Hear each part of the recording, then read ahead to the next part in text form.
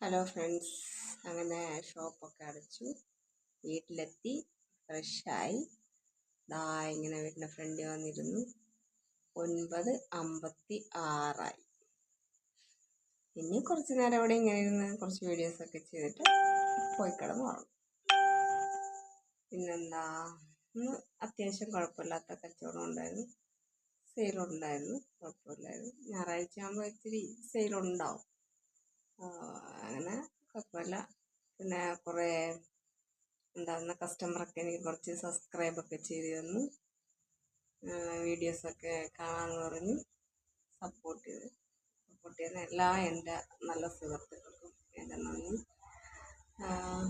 പിന്നെന്താ, ലൈഫിൽ തനിച്ചാക്കപ്പെട്ടവർക്കും മുന്നോട്ടൊരു ജീവിതം വേണ്ടേ. അപ്പോൾ എൻ്റെ കൊച്ചു കൊച്ചു സന്തോഷങ്ങളെന്ന് പറയുന്നത് നിങ്ങളുടെ അടുത്ത് ഈ വീഡിയോസൊക്കെ ഷെയർ ചെയ്യുക എന്നുള്ളത് തന്നെയാണ്. നമുക്ക് തനിച്ചായി നിന്ന ഒരാൾക്ക് പെട്ടെന്നൊരു നിമിഷം ഒരാൾ കൂട്ടായി വരുന്നു, പിന്നെ കുറേ വർഷം ഞങ്ങളോടൊപ്പം ഉണ്ടാവുന്നു, പിന്നെ അയാൾ മറ്റൊരു താവളം തേടി പോകുന്നു, വീണ്ടും നമ്മൾ തനിച്ചാവുന്നു. എന്താ പറയുക, അതിനെക്കുറിച്ച് പ്രത്യേകിച്ച് വിവരിച്ച് പറയാനൊന്നും എനിക്കറിയില്ല.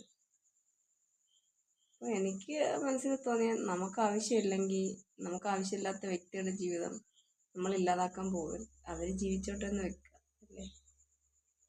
ഇതിപ്പോൾ എന്താ പറയുക, പിടിച്ചു പറിച്ച് സ്വന്തമാക്കുക, അവരുടെ പിന്നെ അത് കഴിയുമ്പോൾ വലിച്ചെറിഞ്ഞിട്ട് പോവുക.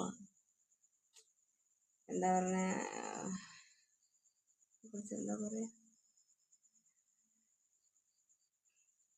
ലൈഫിൽ ഇന്നുവരെ നമുക്ക് വേണ്ടാത്ത ഒരു വസ്തുവും നമ്മളെടുത്ത് ഇല്ലാതാക്കാതിരിക്കുക. അത് ആവശ്യമുള്ളവരെടുത്തോട്ടെ അല്ലേ.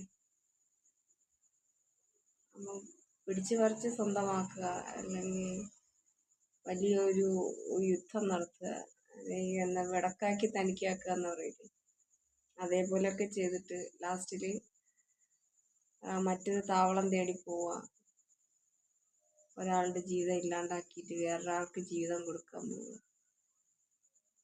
ഇതൊക്കെ എങ്ങനെ കഴിയുന്നു എന്ന് ചോദിച്ചു കഴിഞ്ഞാൽ എനിക്കറിയില്ല. ഇങ്ങനെയും മനുഷ്യർക്ക് കഴിയുന്നുണ്ട്. മൃഗങ്ങളെക്കാൾ തരം താഴ്ന്നവരാണ് മനുഷ്യരെന്ന് ഓരോ നിമിഷവും നമുക്ക് തെളിയിച്ചു തരുന്നുണ്ട്. ലൈഫിൽ നമ്മളും ഒരുപാട് പ്രതീക്ഷകൾ വെച്ചല്ലേ മുന്നോട്ട് ജീവിക്കുന്നത്. കുടുംബം, ഫാമിലി, കുഞ്ഞുങ്ങൾ,